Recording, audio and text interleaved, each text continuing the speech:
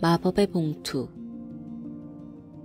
몽샤르맹의 마지막 농담은 동업자에 대한 의심을 노골적으로 드러냈다.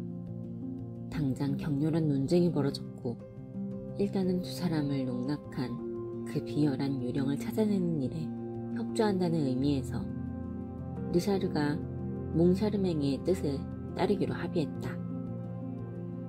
이제 우리는 파우스트의 정원 장면 직후 레미 비서가 두 감독의 기이한 행동을 세심하게 지켜보았던 바로 그 대목으로 되돌아갈 때가 되었다.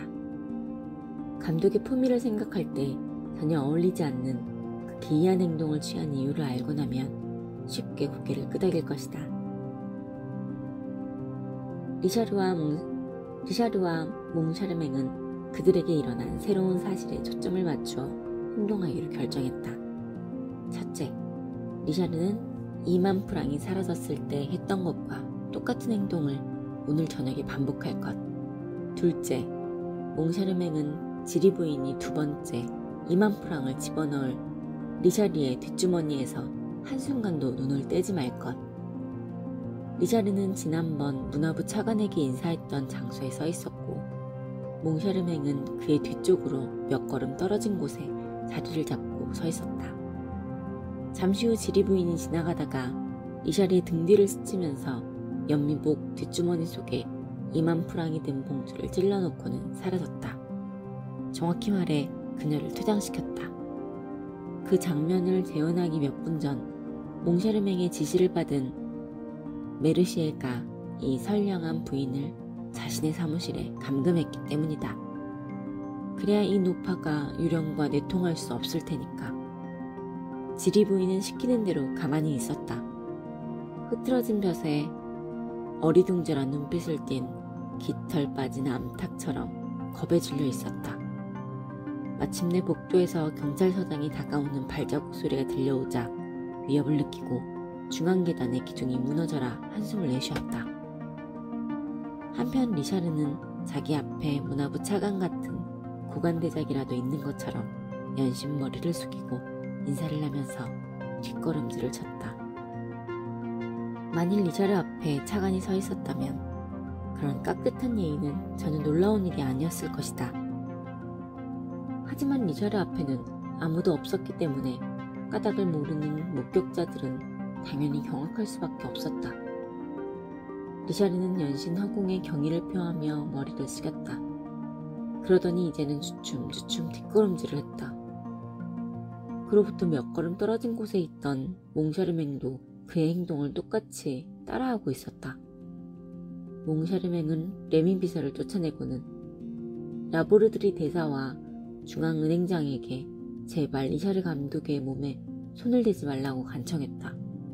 나름대로 생각이 있던 몽샤르맹은 만일 2만 프랑이 사라질 경우 리샤르가 곧장 달려와 이렇게 말하는 것을 듣고 싶지 않았던 것이다. 어쩌면 대사나 은행장 혹은 레미 비서에 지실 거야. 리샤르 본인도 인정했듯 리샤르는 지난번에 지리 부인이 스치고 지나간 후 이 극장 일대에서 누구도 마주치지 않았는데 왜 몽샤르맹은 똑같은 동작을 반복해야만 리샤르가 오늘 누군가를 만날 수 있을 것이라고 생각하는 것일까? 처음에는 경의를 표하기 위해 뒷걸음을 쳤던 리샤르는 신중하게 본관 복도까지 계속 뒤로 걸었다. 그렇게 리샤르는 계속 뒤쪽에서 몽샤르맹의 감시를 받는 상태이면서도 앞에서 접근하는 사람들을 주시하고 있었다. 국립음악 아카데미 총감독들께서 무대 뒤에서 선택한 이 기이한 산책 방식은 사람들의 눈에 띄지 않고 지나칠 수 없었다. 사람들은 그들의 행동에 주목했다. 다만 두 감독에게는 다행히도 그때 마침 대부분의 수습 무용수들은 구미 다락방에 모여 있었기 때문에 이 기이한 장면을 보지 못했다. 무용수들이 이 장면을 목격했다면 배꼽을 잡고 웃었을 것이다. 하지만 두 감독은 오직 2만 프랑만을 생각하고 있었다. 어두고두감 본관 복도에 도착한 리샤르는 몽샤르맹에게 살며시 말했다.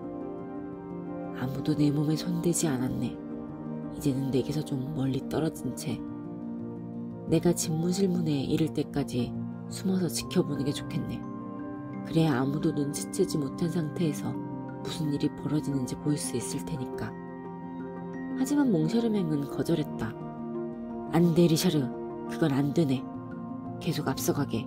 나는 바짝 자네 뒤를 따라붙겠네. 단 한 걸음도 자네 곁을 떠나지 않을 걸세. 하지만 이렇게 하면 누구도 2만 프랑을 훔쳐갈 수 없네. 몽샤르맹은 단호하게 대꾸했다. 그게 바로 내가 바라는 거지. 우리가 하고 있는 일이 얼마나 우스꽝스러운 짓인지 알고 있는가? 우리는 지난번과 똑같은 행동을 하고 있을 뿐이네.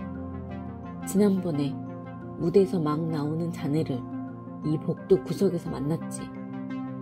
그때 나는 자네들을 바싹 따라붙어 걸었네.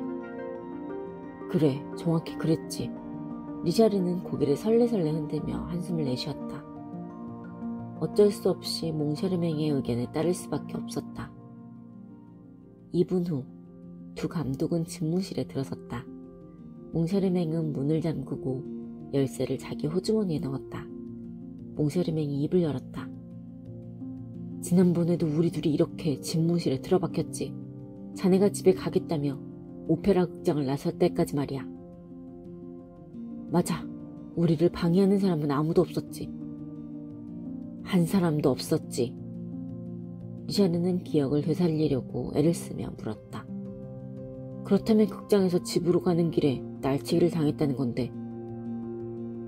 몽샤르맹은 어느 때보다 무뚝뚝하게 말했다. 아니야, 그건 불가능한 일이네. 마차로 자네를 집에 데려다준 사람은 바로 나였지.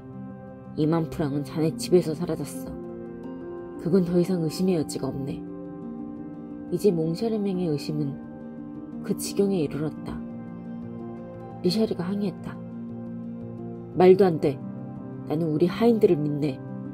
만일 하인들 중에 한 사람이 그런 짓을 저질렀다면 곧장 도망쳤을 거야.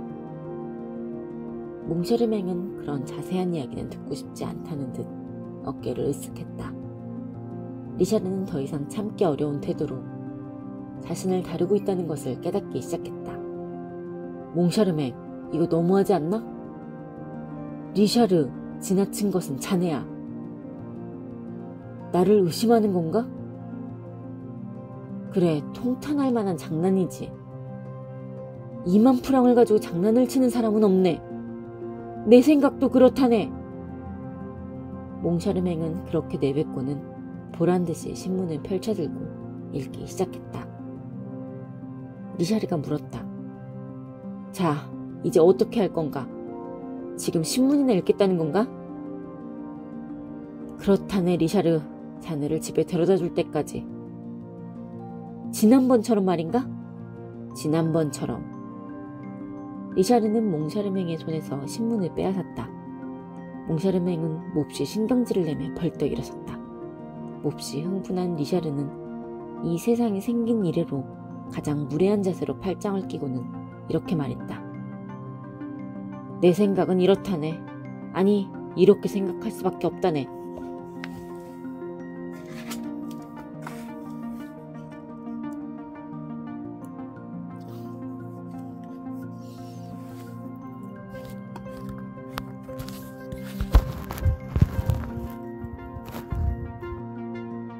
만약에 지난번처럼 자네와 단둘이서 머리를 맞대고 저녁을 보낸 후 자네가 나를 집에 데려다 주었는데, 만약에 지난번처럼 헤어질 때 2만 프랑이 내 주머니에서 사라진 걸 알게 된다면 말일세.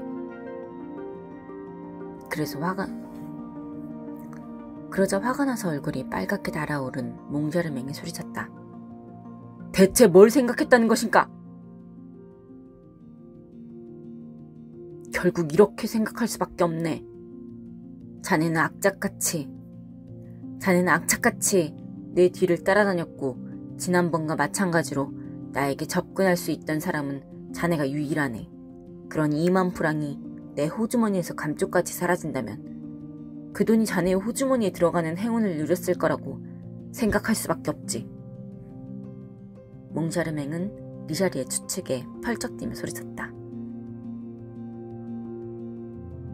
아, 그렇지. 안전핀. 안전핀을 가지고 뭘 하려는데. 자네 옷에 꽂아두어야겠어. 안전핀 어디 있어? 내 주머니에 안전핀을 꽂겠다는 말인가? 그렇지. 2만 프랑이 들어있는 자네. 그렇지. 2만 프랑이 들어있는 자네 호주머니에 꽂아야겠네. 그렇게 하면 이곳이든 자네 집으로 가는 길이든 혹은 집안이건 누가 자네 호주머니를 건드리면 곧바로 알 수 있지 않나? 그러면 내가 범인인지 아닌지도 알 수 있을 테고 말일세. 리샤르, 이제 자네가 나를 의심한단 말인가? 안전핀! 몽샤르맹이 문을 열고 복도에서 소리를 지른 게 바로 그때였다.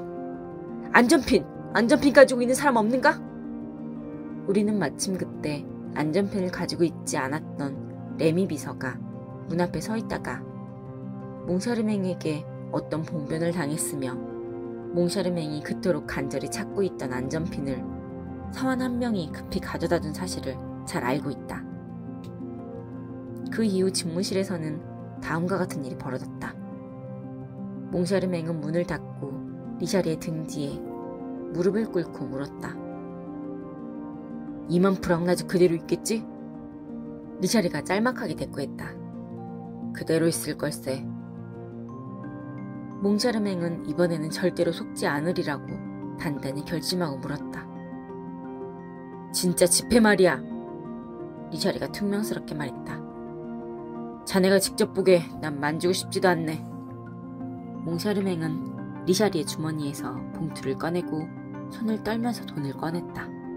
이번에는 수수료 지폐를 확인하기 위해 봉투를 봉인하지 않았다.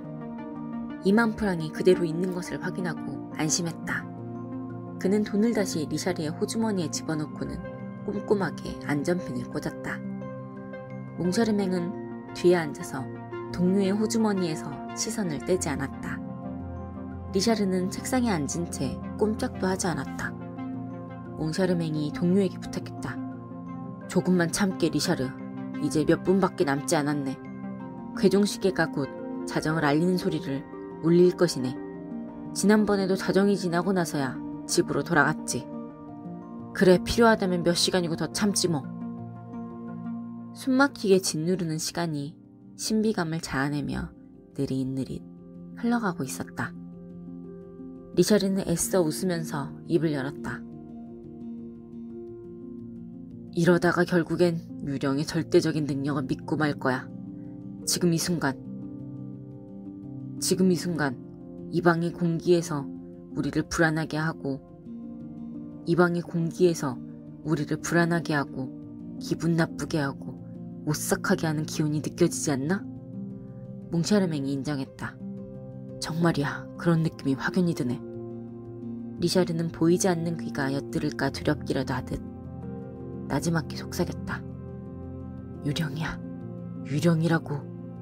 만약 예전에 이 책상을 3번 탁탁 두드린 게 유령이었다면, 여기에 마법의 봉투를 놓아둔 게 유령이었다면, 5번 박스석에서 말을 하고 조제프 피케를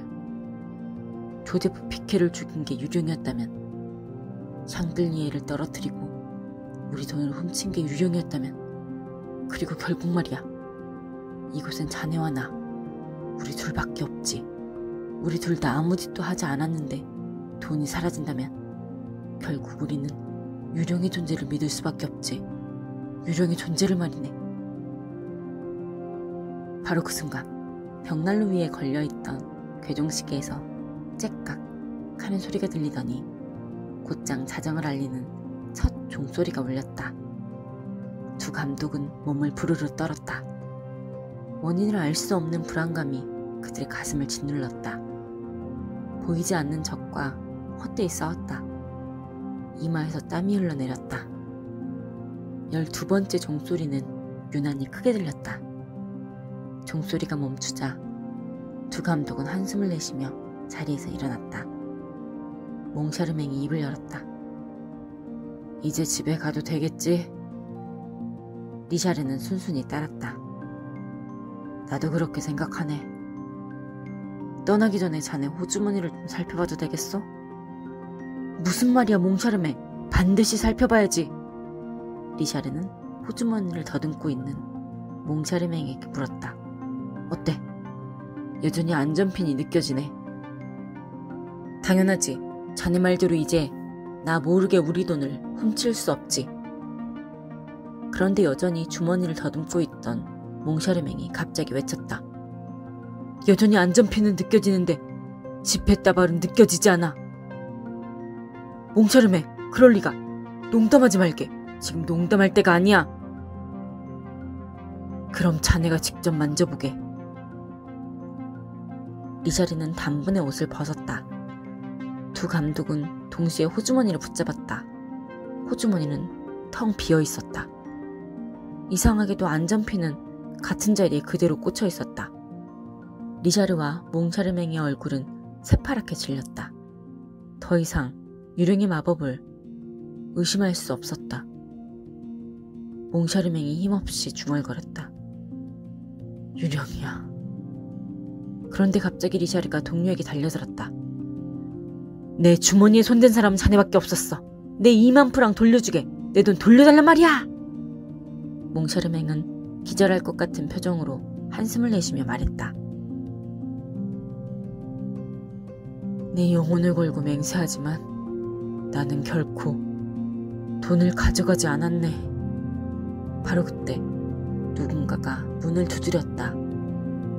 몽샤르맹은 거의 무의식적으로 걸어가 문을 열었다. 그는 간신히 메르시의 행정관을 알아보고 그와 몇 마디 시시콜콜한 이야기를 나누었지만 행정관이 이야기하는 것을 전혀 이해하지 못했다. 그리고 어리둥절해하는 충실한 부하의 손에 더 이상 쓸모가 없어진 안전핀을 무의식적으로 올려놓았다.